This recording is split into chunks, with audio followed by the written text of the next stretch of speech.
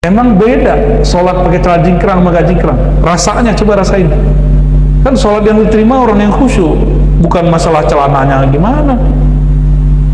Kenapa celana jingkrang, bukan celana, sarung kalau di hadis, sarung yang melebihi mata kaki itu haram di zaman Rasulullah, karena itu simbol orang-orang belagu. Dulu itu sarung itu mahal, sehingga boro-boro ada kain pembatas akhwat ikhwan, nggak ada.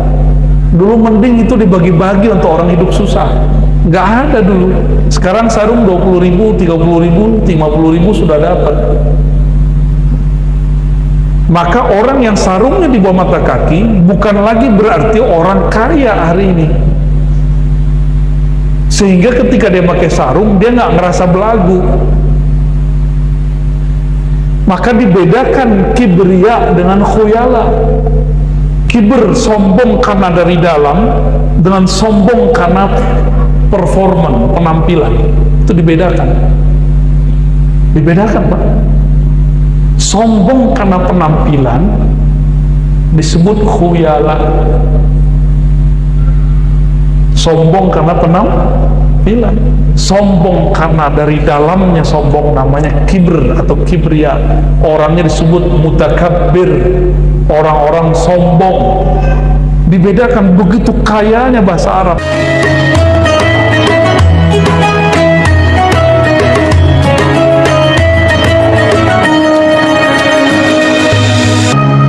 Saya bawa kitab, tapi nggak jadi saya kaji.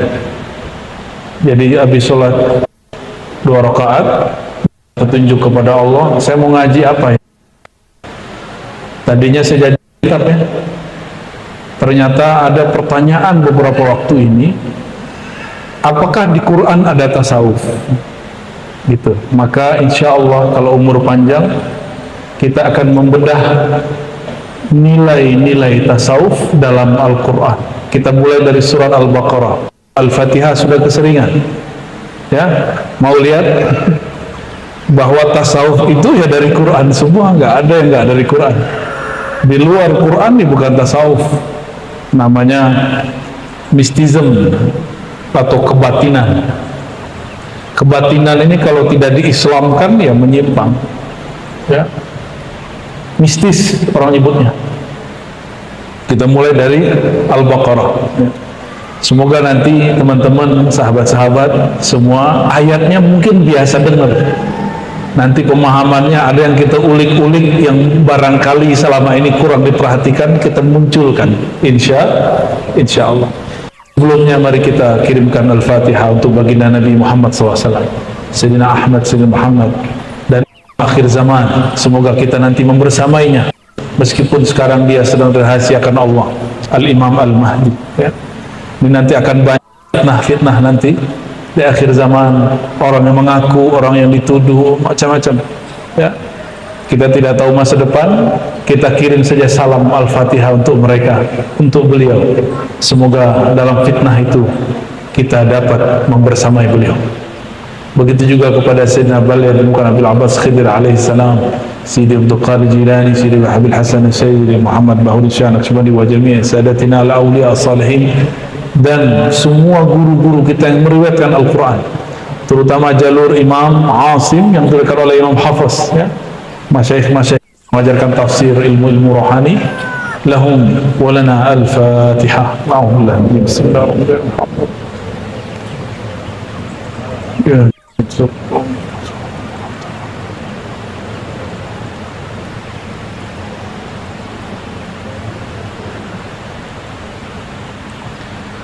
Bismillahirrahmanirrahim. A'udzubillahi minasyaitonir rajim. Bismillahirrahmanirrahim. Qala ta'ala Alif Lam Mim. Nah, ini harusnya dibahas, tapi saya skip dulu, ya, karena panjang pembahasannya. Karena satu alif bisa satu pertemuan, bisa lebih. Jadi kita keep dulu ya. Yang pasti tanya kepada semua ahli bahasa, mereka tidak bisa menjelaskan kebahasaan alif lam mim, karena bahasa mereka masih bahasa bumi, sedangkan alif lam mim bahasa langit. Ya, Semua orang Arab bingung. Kita alhamdulillah diizinkan Allah Subhanahu wa taala mendapatkan ayat-ayat seperti ini. Dan dibacanya bukan alamun. Alamun artinya penyakit, sakit. Tapi kalau alif itu satu huruf, satu makna, satu ma'rifat. Lam itu satu huruf, satu makna, satu ma'rifat. Mim itu satu huruf, satu makna, satu ma'rifat. Dulu Ibnu Katsir menjelaskannya sedikit saja, tergantung yang dia dapatkan dari riwayat Imam Ibnu Majah, Imam At-Tabari, mohon maaf ya, Imam Tabari, yang kemudian Tabari juga meriwayatkan dari Imam Mujahid, Muqatil, Tawus, dan mereka semua murid daripada Ibnu Abbas radhiyallahu taala anhuma.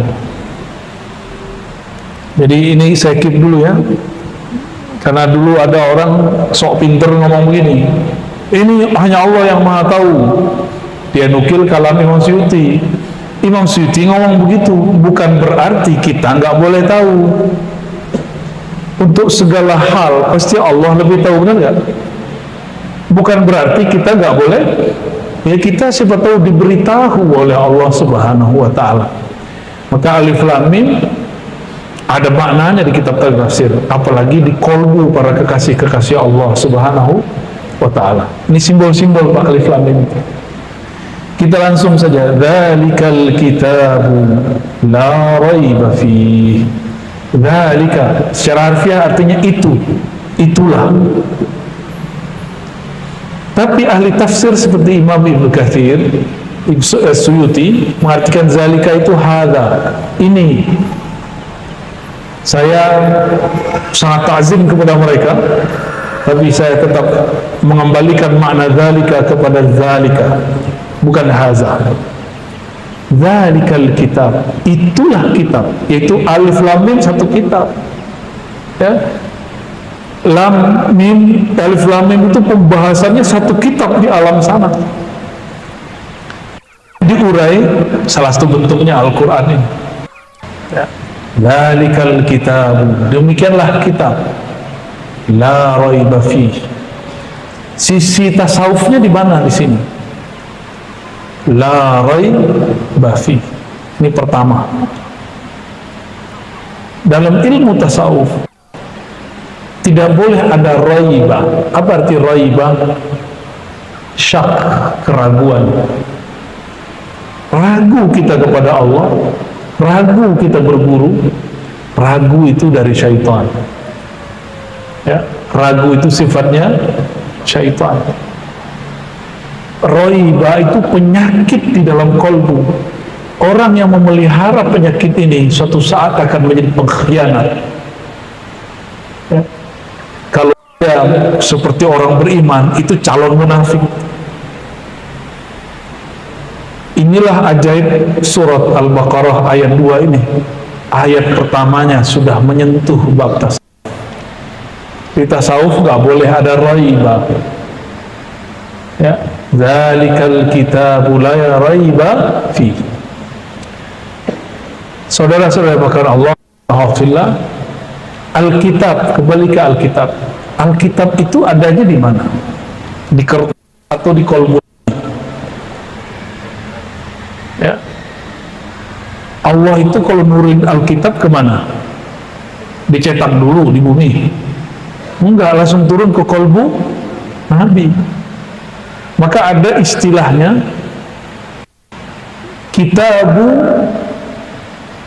Ar-Risalah, kitab risalah yang ada dalam kolbu Nabi. Itu istilah aja. Itulah yang Nabi bacakan. Ada yang Nabi katakan ini sumber Allah bernama Al-Quran. Penjelasan dari beliau bernama Sunnah. Semuanya kitab. Diulang-ulang, diingat. Kitab Sahih Bukhari itu menceritakan siapa? Rasulullah. Terus Rasulullahnya siapa dong? Sahih Bukhari kitab nggak? Benar. Tentang siapa Sahih Bukhari? Tentang Rasulullah. Berarti Rasulullahnya siapa dong? Rasulullah lah Alkitab yang sebenarnya. Qalbu beliau itu isinya Alkitab. Itu sisi tasawuf Pak kalau menafsir. Sayyidah Aisyah menangkap itu ketika ditanya oleh sahabat Nabi, apakah akhlak Rasulullah? Jawabannya apa? Khuluquhul Quran. Akhlak Quran. Quran itu kitab. Kalau akhlaknya Quran, yang punya akhlak apa dong? Alkitab. Maka salah satu nama Rasulullah itu Alkitab.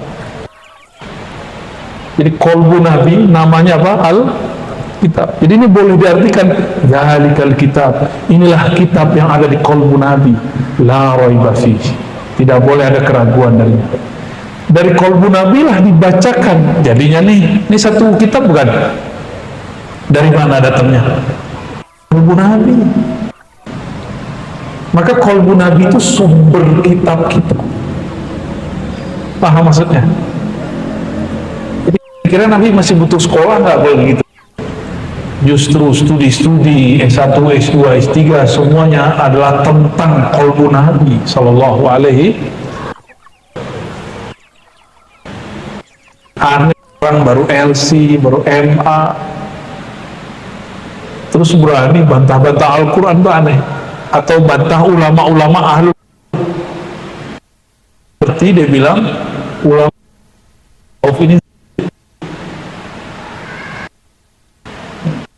Saya sering nanya, Pak, yang di Madinah sama Nabi yang di sini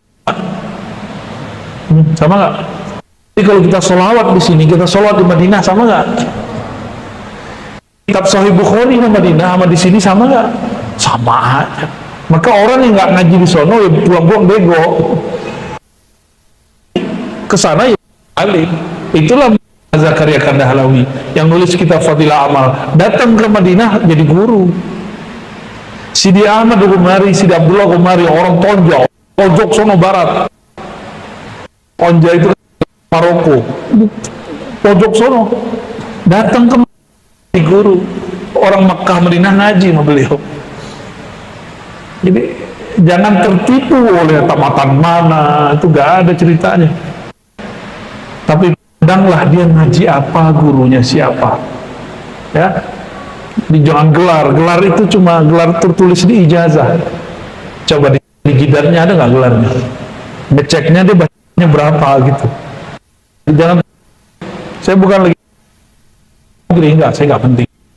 Karena saya punya sanad yang lebih banyak dari Indonesia. Sanad-sanad yang kita dapat dari ulama banyak. Ya nggak betul-betul juga lah. Yang di sini tuh nggak betul-betul juga. Cuma mengatakan al-ibrah orang itu bukan karena tempat dia belajar. Orang itu dinilai dengan bil juhdi fi kulli makan. Kalau sungguh-sungguh fi ayyi makan, dimanapun dia berada, ya, dimanapun dia berada. Maka antum rajin sholawat di sini itu lebih dekat kepada Rasulullah daripada orang tinggal di Madinah tapi kurang ajar kepada Rasulullah, bentak-bentak orang di sana. Seperti askar-askar itu, ya. Nah ini, zalikal kitab, itulah Alkitab yang ada di kolbu Rasul. La raiba fihi, tidak boleh ada keraguanmu terhadapnya. Engkau ragu, batal. Yakin itu boleh ragu dikit. Ragu dikit apa namanya? Hah? Ragu dikit masih disebut yakin nggak? Yakin tuh bulat 100%. Masih ada ragunya. Masa iya sih gitu? Berarti belum. Ini akan terjadi syak dan khianat. Hati-hati. Harus benar hati-hati. Hudan lil muttaqin. Hudan. Apa arti huda? Petunjuk. Oke. Petunjuk dalam bahasa Arab hudan. Beda dengan dalil. Dalil kepada akal, petunjuk artinya hudan ke dalam kolbu. Balik ke kolbu lagi, Pak. Mana dalilnya? Surat At-Taghabun. Antum buka surat At-Taghabun ayat berapa tuh? Ayat 10 tuh, ayat berapa tuh?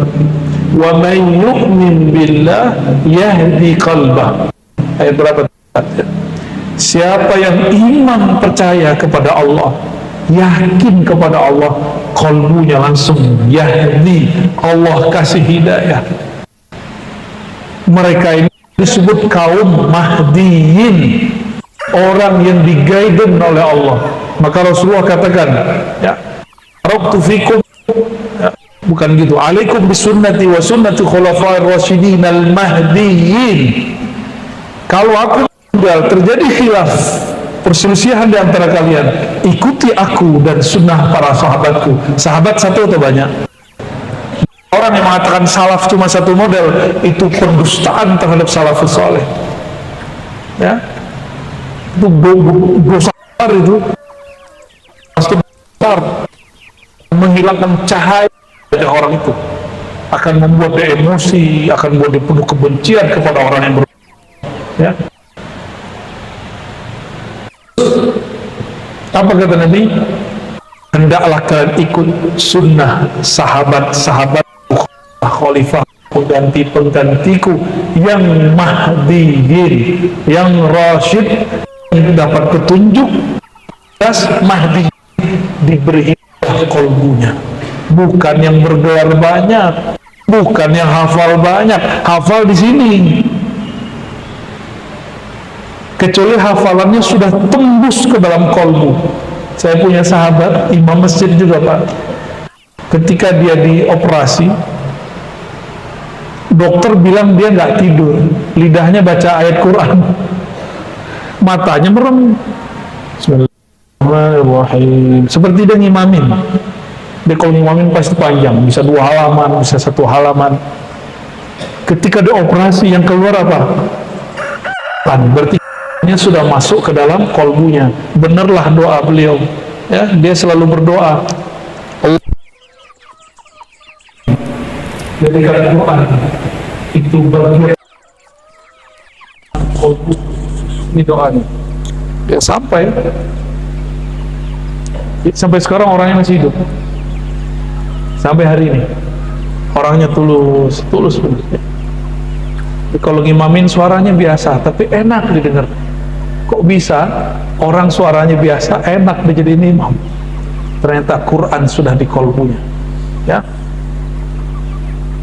Jadi hudal lil muttaqin, hidayah itu turun ke dalam kolbu orang yang bertakwa. Nabi bersabda dalam hadis Imam Tirmizi, at-taqwa hahuna, takwa itu di dalam dada. Berarti maksudnya di mana? Di dalam kolbu.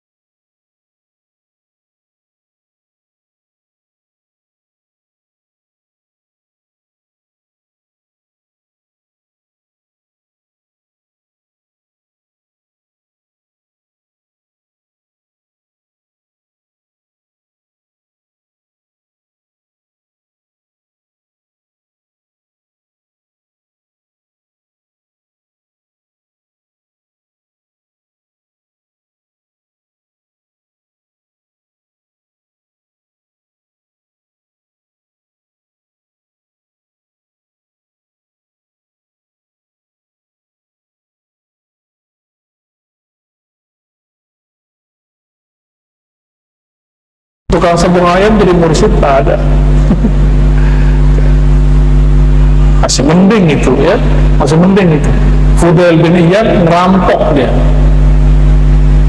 Fudail bin Iyad, maka Fudail ini ilmunya salah satu pewarisnya di tanah Jawi itu Sunan Kalijaga, mantan perampok dia.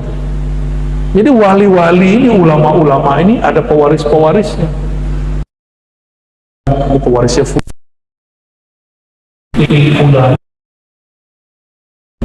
Abiyah. Ini suaranya berubah ya? Enggak. Hudan lil muttaqin. Maka hidayah ini turunnya kepada qalbu orang-orang yang bertakwa.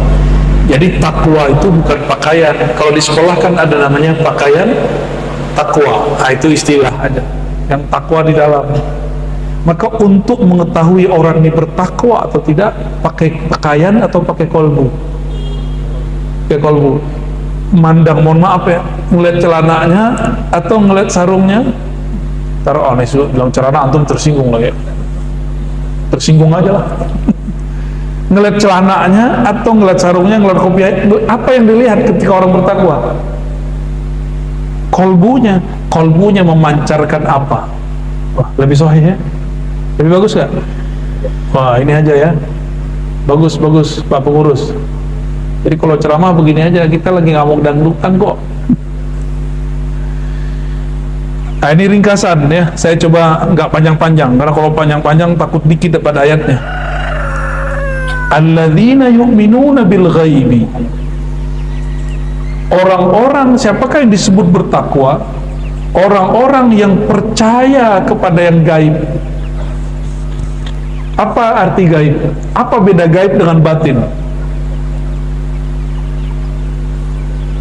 Kita kalau bahasa Arab nyebut gaib artinya apa? Gaib gitu, gaib. Nah, setting lagi Pak. Di settingnya cukup yang tadi aja Pak.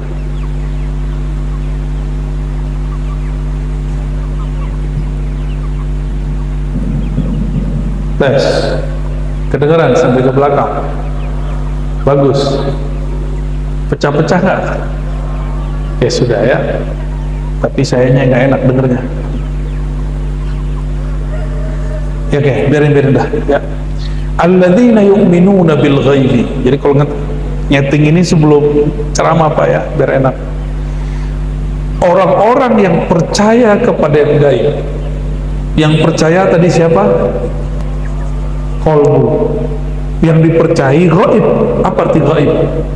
Tidak tampak secara kasat mata, tidak terasa dia hadir secara akliyah. Dilihat pakai mata nggak kelihatan, didengerin nggak kedengeran, dideketin nggak bisa deket. Nah, itu namanya gaib. Jadi yang itu bahasa bebasnya, ada bahasa rugasnya. Gaib itu adalah sesuatu yang tidak dapat diakses oleh panca indera. Sesuatu yang tidak dapat diakses oleh panca lima indera. Mata, telinga, penciuman, meraba, apalagi lidah, gak bisa. Coba bisa lihat jin nggak? Bisa lihat jin? Bisa lihat malaikat? Tapi mereka ada nggak? Yakin? Nah, ini beda. Ngelihat nggak? Melihat nggak? Terasa nggak? Emang ada yang ngerasain jin? Kan nggak juga. Maka disebut gaib. Gaib. Apa bedanya dengan batin? Batin itu tidak tampak dengan panca indera, tapi terasa oleh rohani. Itu batin. Lain dengan kebatinan, itu mistism. Ya, kebatinan itu meninggalkan, menentang syariat. Itu orang kebatinan. Tapi kalau batinnya sudah diislamkan, dia pasti bersyariat. Aman, insya Allah. Baik. alladzina yu'minuna bil ghaibi, orang-orang yang percaya kepada yang gaib. Yang gaib itu apa tadi? Yang tidak dapat diakses oleh panca indera. Wa yuqimuna sholata, dan mereka yuqimun. Nah, ini sisi tasawuf lagi. Dalam tasawuf nggak ada namanya melaksanakan sholat, itu nggak ada. Yang ada cuma yuqimun. Apa bedanya melaksanakan sholat dengan yuqimuna sholat? Yuqimun itu berarti berusaha menyempurnakan sholat, berusaha menyempurnakan sholat. Tapi bisa sempurna nggak? Enggak. Maka orang-orang yang bertakwa itu selalu minta ampun karena sholatnya merasa tidak sempurna. Kayak tadi itu yang pikirannya macam-macam lagi sholat, tapi antum berusaha toh, namanya yuqimun. Maka iqamatus sholat berbeda dengan as-sholah itu sendiri, ya. Jadi kalau kita ini mengatakan misalnya saya sholat, nah itu sebenarnya kurang bagus secara bahasa Arab, tapi bahasa Indonesia boleh. Saya sedang mengusahakan untuk menyempurnakan sholat, bukan mendirikan juga, karena mendirikan apa yang didirikan, Pak? Mendirikan dalam bahasa Melayu benar, tapi dalam bahasa Indonesia sekarang disebut mendirikan sholat. Anak kecil kita bingung, apanya yang berdiri, Bah? Gitu, ya kan? Dalam bahasa Arab, nih coba dengerin, aqim wajibatak. Aqim wajibatak, apa artinya? Dirikan kewajibanmu. Enggak, usahalah menunaikan kewajibanmu, itu artinya, ya. Jadi aqim, aqama, iqamah itu berarti apa? Berusaha menyempurnakan. Makanya di Quran yang sering saya bahas di banyak tempat, Allah mengatakan fawailul lil musallin, bukan fawailul lil muqimin. Celaka bagi yang merasa sholat. Baru sholat pakai celana jingkar udah ngerasa bener, ya. Nanti kalau sombong karena harta ada lagi namanya. Sombong karena antum punya ini dan itu beda-beda istilahnya. Ya, Allah itu tidak mau memandang orang yang kalau sholat sombong. Apakah karena dari dalam kolbunya, apakah karena sarungnya, apakah karena jamnya bagus, apakah karena intinya adalah adakah merasa lebih dari orang lain. Contoh nih Pak, pakai sarung B.S. Udah kita sebut aja sih BHS, ya. Yang punya kayaknya Habib tuh kayaknya, biar laku aja lah tuh. Di Pekalongan sebenarnya banyak tuh sarung bagus-bagus, cuma kurang populer aja. Saya suka tuh sarung-sarung Pekalongan tuh. Kalau pakai sarung yang mereknya barusan, kan mereknya di depan Pak, wah pas ruku BHS. Itu namanya khuyala, paham?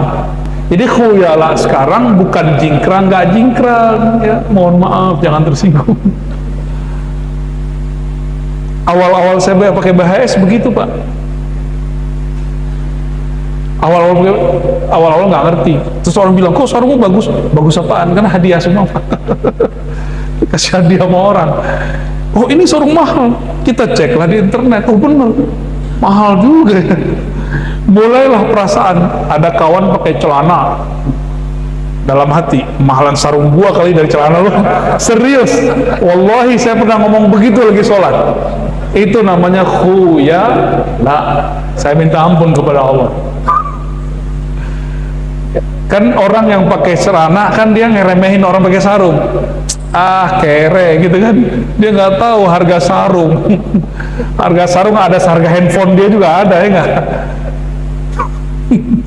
Itu kalau dibawa dalam sholat, rasa itu baru disebut ya lah.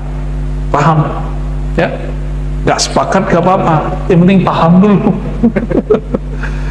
Lagi sholat antum seharusnya mengingat Allah, tapi sekarang ingatnya sarung. Makanya saya nggak menganjurkan antum bawa sajadah bagus-bagus, kecuali di hatinya bab syukur. Jadi sajadah itu gak usah gede-gede kalau ke masjid ya. Wah, ya segitulah tuh. Jangan gede-gede lah ke masjid. Minimalis, berhemat. Ya, biar nggak kelihatan kalau kita ini kemudian terganggu. Ini saya sholat pakai cincin.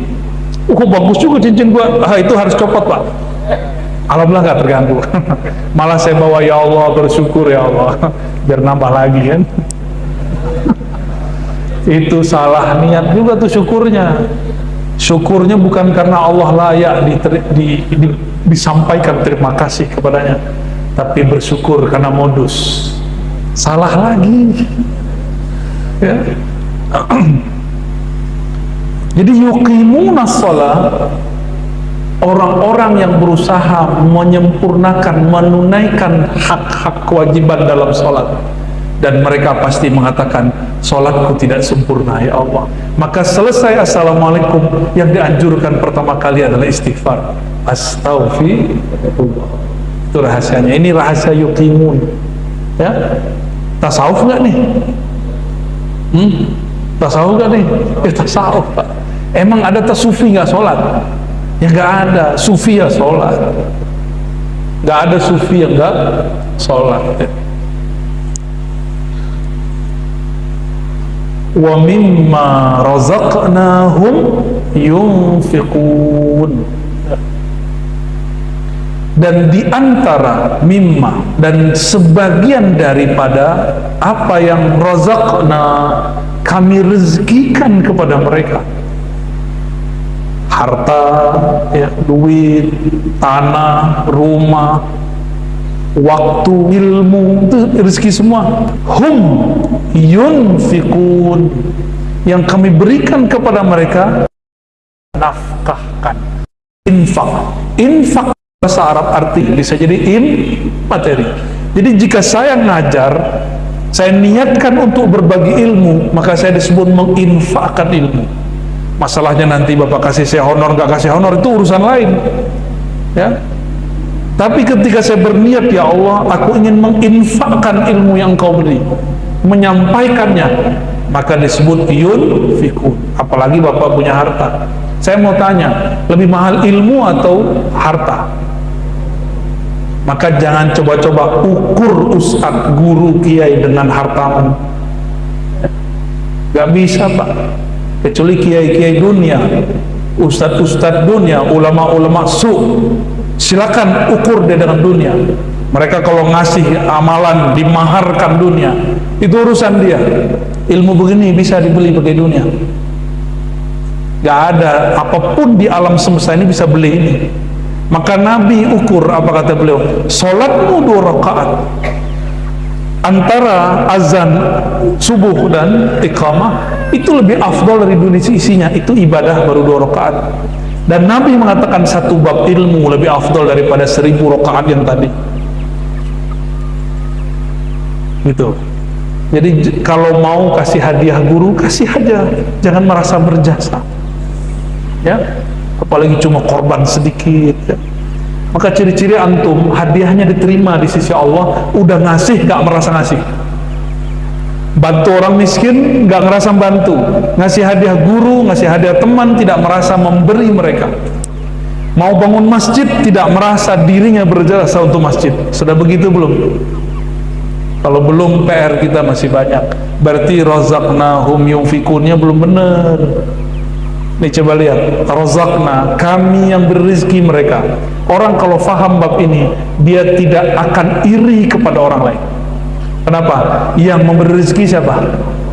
Jadi ini kalau boleh diterjemahkan, di antara yang kami kirimkan rezeki untuk mereka, Allah kalau kirim lebih canggih daripada JNE. Apalagi namanya? Tiki, apalagi coba? JNT, nanti apal aja, sering kirim surat ya, ditolak semua ya. Kalau lembaga-lembaga duniawi ini, perusahaan-perusahaan duniawi ini kirim dengan alamat yang jelas sampai, kita ini belum lahir nama kita sudah ada, di mana kita tinggal semuanya sudah ada. Kira-kira kalau Allah kirim, mungkinkah salah kirim?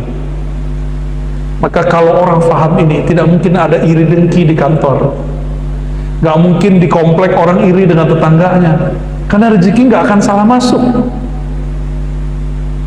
Paham ya, insya Allah ya, gak mungkin ketukar jodohnya ya. Aku suka dia, ya kamu suka doang, tapi kan jodoh belum tentu ya. Jodoh urusan Allah. Sukailah, tapi jangan kemudian memaksakan jodoh di sana. Cinta-cinta aja, jangan cinta dengan nafsu, cintalah dengan ruh, maka akan muncul kepasrahan, keridoan. Tafadhal azan. Udah masuk ya? Bismillah. Allahu Akbar.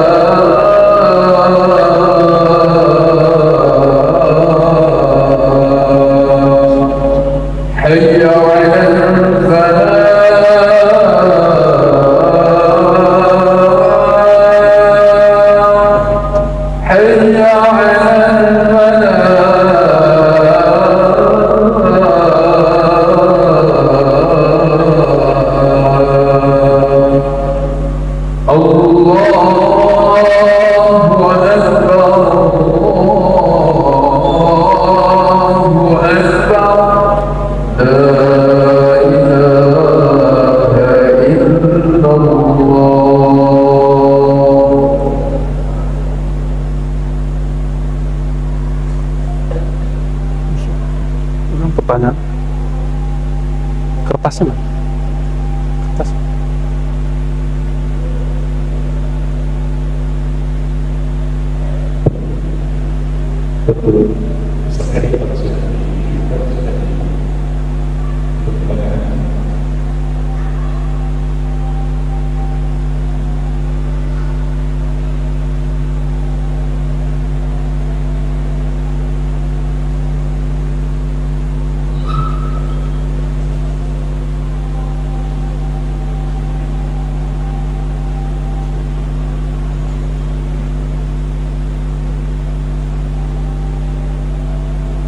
Yuk, dibacain langsung.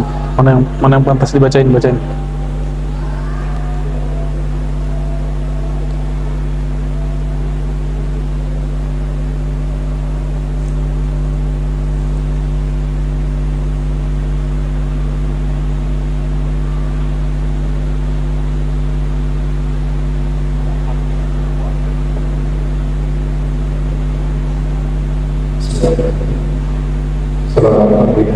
Assalamualaikum yang dimaksud Rasulullah SAW memenuhi Al-Quran itu bagaimana dikasih kontaknya. Di dalam Al-Quran disebutkan bahwa Jibril nazala, turun itu ala qalbi, ke dalam kolbumu. Jadi Al-Quran itu risalahnya diturunkan ke dalam kolbu Rasulullah. Jadi nggak ke otak sini. Nah, inilah pembeda abadi antara pewaris Rasulullah dengan pewaris Dajjal. Tentara Rasulullah dengan tentara Dajjal. Tentara Dajjal itu nanti mereka hafal Quran cuma begini.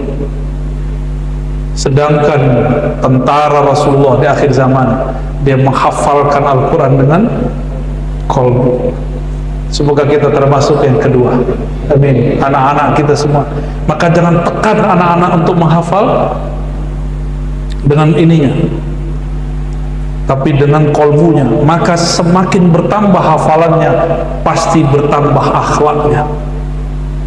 Dan itu dibutuhkan guru-guru bersanad, guru-guru yang bersilsilah dan berakidah yang sahih. Sekarang bersanad aja ternyata jadi masalah. Sanad kan bisa dipalsukan atau dapat sanad tabaruk, ya belum tentu benar itu. Harus sanadnya bukan hanya sanad membaca, tapi juga sanad akhlak. Ya, Ahlul Quran harus meniru akhlak Rasulullah Sallallahu Alaihi Wasallam. Ya, lanjut. Bagaimana cara mengubah kebiasaan-kebiasaan agar bisa orang beribadah? Caranya dua, berguru atau berteman dengan orang yang dapat dijadikan guru. Jadi nggak bisa sendiri, antum sendiri ya balik-balik lagi. Kalau oleh ulama kita yang lain diganti lagi, ditambahkan, tinggalkan komunitas lamamu. Itu caranya. Jadi harus berguru, karena ada ungkapan man la yara muflihan la yuflih abadan. Yang tidak pernah melihat orang sukses nggak akan pernah sukses. Yang nggak pernah lihat orang istiqomah nggak akan pernah istiqomah. Ya, lanjut. Bagaimana mengusap wajah setelah sholat? Mau lari-lari, guling-guling, yang penting selesai assalamualaikum boleh. Tapi sebelum assalamualaikum jangan usap-usap dulu, apalagi guling-guling. Ya.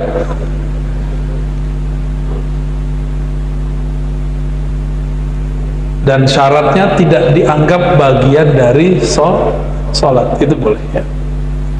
Kalau main handphone habis assalamualaikum boleh nggak? Boleh beneran. Kawan kita mengharamkan usap tangan, tapi kalau getar assalamualaikum buka handphone deh, itu bid'ahnya luar biasa. Kenapa?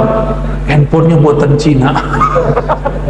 Kawannya benci sama Cina. Kalau kita kan gak rasis, mau Cina mau Amerika, yang penting buat kita ya kan. Lanjut.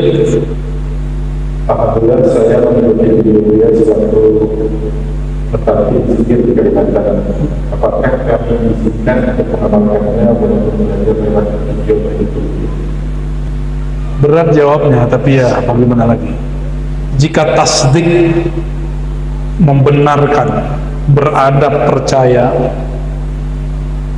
lalu mengikuti channelnya yang terpercaya, syaratnya apa tadi pertama? Tasdik, antum percaya dengan ilmu ini, jangan coba-coba. Kalau coba-coba udah cut aja, ntar jadi halu, pengalamannya jadi halu-halu ya, udah banyak yang begitu soalnya. Tapi kalau udah tasdik, sudah membenarkannya, percaya bahwa ini sanadnya nyambung kepada Rasulullah, boleh diamalkan ya. Tapi banyak-banyak sholawat, banyak-banyak apa? Sholawat, itu paling bagus. Jadi kalau belum ketemu guru yang mentalkinkan zikir, banyakkan saja sholawat. Kalaupun sesat nanti Allah pasti ambil, Allah selamatkan insya Allah ya. Manusia menjadi Maulid, pertanyaannya siapakah Maulid yang ada pada Nabi Muhammad SAW dalam Maulid yang masih hidup? Saya nggak boleh sebut namanya ya, tapi korinnya ada, dan korinnya sudah disebutkan di sini namanya ada. Di ayat berapa rahasia? Korinnya Rasulullah SAW diislamkan. Ya. Jadi yang bisa mengislamkan korinnya Rasulullah atau wali-wali ghaus, terutama wali ghaus ya di akhir zaman itu Allah izinkan untuk mengislamkan qarin. Jadi orang-orang, mohon maaf, yang punya disorientasi seksual itu bukan karena di dalam dirinya beda dengan fisiknya. Kan ada yang ngomong, saya ini laki-laki dalam tubuh perempuan. Kata yang satu lagi, saya ini perempuan dalam tubuh laki-laki. Itu kebohongan terhadap Allah. Itu godaan si korinnya. Maka korinnya harus ditukar. Nah, saya nggak punya ilmu itu bukan ilmu saya, ya. Kita ini orang biasa, ya. Jadi nggak bisa mengakses yang begitulah. Maka ini nggak bisa diruqyah, hanya bisa diganti korinnya, ya. Dan kebohongannya apa? Ruh tidak laki, tidak perempuan, maka di dalam itu nggak laki, yang laki perempuan tubuhnya. Ya Allah a'lam bishawab. Sudah 7 tahun belum memiliki keturunan, kadang-kadang amalan untuk memiliki keturunan. Bikin lagi.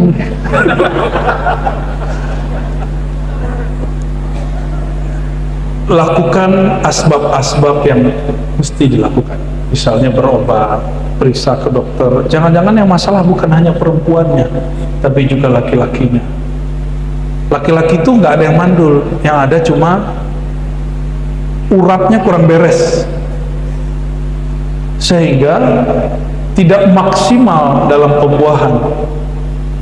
Maka saran saya, lakukan tip-tip tradisional nabawi kayak refleksi, bekam. Itu sudah banyak kawan-kawan kita yang dengan teknik-teknik itu kemudian dapat anak. Jadi dia sampai dapat anak, nggak usah jauh-jauh, ini dia orangnya depan saya. Jauh-jauh ngapain, 4 tahun gak punya anak. Refleksi sama bekam sama akupuntur, sembari tentu makan yang benar, ya, olahraga yang benar, sehingga badannya sehat dan arah ke sana oke, gitu, ya. Jangan-jangan males lagi, ya. Ini mungkin dia nonton kali teman saya nih, ya. Ada kawan saya, dia ngikutin diet ala Om Deddy, jadi Corbuzier. Akhirnya dia jadi males, mohon maaf, untuk menyentuh pasangan halalnya, dia males. Gimana mau jadi? Ya, jadi kalau itu pertanyaannya, gimana biar jadi? Ya, bikinlah. Allahumma sholli ala sayyidina Muhammad. Ada lagi? Apa tuh? Bagaimana tasawuf menghadapi COVID-19? Udah lewat 19-nya. Sekarang 22, ya. Tasawuf itu ilmu yang menumbuhkan cinta kepada Allah. Itulah puncak ihsan, sehingga ketika beribadah muncul rasa bertemunya. Ini bapak ini kalau lagi cinta sama seseorang, kebawa sholat loh. Itu beneran loh, dan itu gak aneh. Kalau lagi rindu seseorang, kebawa zikir. Sebenarnya rindu itu bukan kepada orang itu, tapi kepada Allah, cuma lewat orang itu. Dia nggak tahu kalau dia kenal Allah, dia akan mampu mengarahkan rindunya kepada Allah. Tapi kalau dia nggak kenal Allah, ya sudah jadi nafsu yang memburu. Ya. Jadi bagaimana cara bertasawuf di masa COVID? Ya harus ngaji. Maka lawan ketakutan untuk bermajelis. Nanti itu yang akan diterkam oleh Dajjal orang-orang yang nggak bermajelis.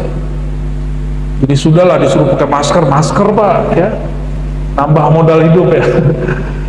Nggak disuruh pakai vaksin kita ikutin.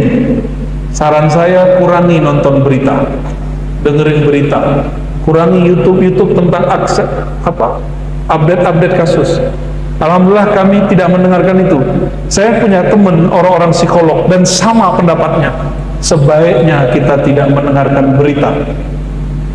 Wah, ternyata sama. Tapi seandainya psikolog ngomong gitu, saya juga menemukan sendiri lah, ya. Ternyata hidup ini terasa lebih nyaman kalau nggak dengar berita. Ini orang-orang yang udah nggak dengar berita lagi nih, ya, ngikut aneh terus. Dan mereka hidup kayaknya enjoy. Ya. Karena COVID kan kemarin, kena ya? Ya, tapi nggak ngeluh kan, nggak horor, ya, nggak kemudian pakai plastik kemana-mana, jaya, ya. Sorry ya, terlalu berlebihan itu. Allah itu memberikan kekuatan adaptif yang kuat dalam tubuh ini. Ini yang disebut ahsan taqwim. Mau pandemi 1000 kali, tubuh ini akan sanggup beradaptasi. Tenang aja Pak. Yang nggak kuat mati, ya udah selesai. Berarti tubuhnya nggak sehat. Bapak sehat nih, kena virus, tubuh ini akan berakselerasi dia. Itu sunnatullah pada tubuh ini. Maka saya percaya kepada Allah. Allah kalau menciptakan makhluknya pasti dia jaga. Tapi kalau emang sudah ada komorbid di dalam, ya Bapak tahu sendiri aja lah. Kalau pengen syahid, rajin-rajin aja kumpul ya. Saya rasa cukup Bapak Ibu yang makan Allah. Semoga kajian ini insya Allah kita rutinkan sisi tasawuf dalam penafsiran ayat-ayat Al-Quran. Saya tidak menafsirkan, tapi sisi tasawuf dalam tafsir. Yang menafsir ulama. Jadi nanti kalau salah, saya cuma salah memahami tafsir, bukan salah memahami ayat. Nah, tolong dibedakan. Ya, ayat tidak mungkin salah. Yang salah mungkin Ar-Razi yang salah menjelaskan. Dan saya minta ampun kepada Allah jika terjadi kesalahan itu. Dan kita minta kepada Allah jika itu terjadi, semoga ada orang, ada hamba Allah, ada petunjuk dari Allah untuk mengembalikan kita semua. Amin ya rabbal alamin. Sallallahu alaihi wasallam Muhammad subhanakallahumma wa bihamdika asyhadu an la ilaha illa anta astaghfiruka wa atubu ilaik. Allahumma ya Allah ya muqallibal qulub, wahai yang membolak-balik hati kami, tsabbit qulubana ala dinika wa ta'atik. Tetapkan qalbu kami untuk menjadi hamba Engkau, untuk iman kepada Engkau, untuk wafat dalam la ilaha illallah Muhammad Rasulullah. Ya Allah, Rasulmu mengatakan jika Rasulmu meninggal maka akan terjadi ikhtilaf, perselisihan. Maka jadikan kami ya Allah orang-orang yang dapat rahmat dalam perselisihan itu, orang-orang yang tidak menumbuhkan kebencian dalam perbedaan itu, orang-orang yang menjaga kasih sayang dalam semua pergaulan dan perbedaan kami. Allahumma arsyidna rusda wahdina huda. Ya Allah, bimbinglah kami, berhidayah kami, waj'alna minal muttaqin, waj'alna min awliya'ikas salihin. Jadikan kami hamba Engkau yang muttaqin, hamba Engkau yang disebut kekasih-kekasihmu, wali-walimu. Rabbana atina fid dunya hasanah wa fil akhirati hasanah wa qina adzabannar wa khtim lana bil khairat wa barik lana wa li walidina wa li masyayikhina wa li ahlina wa li auladina wa lil hadirin wal hadirat walhamdulillahi rabbil alamin. Assalamualaikum warahmatullahi wabarakatuh.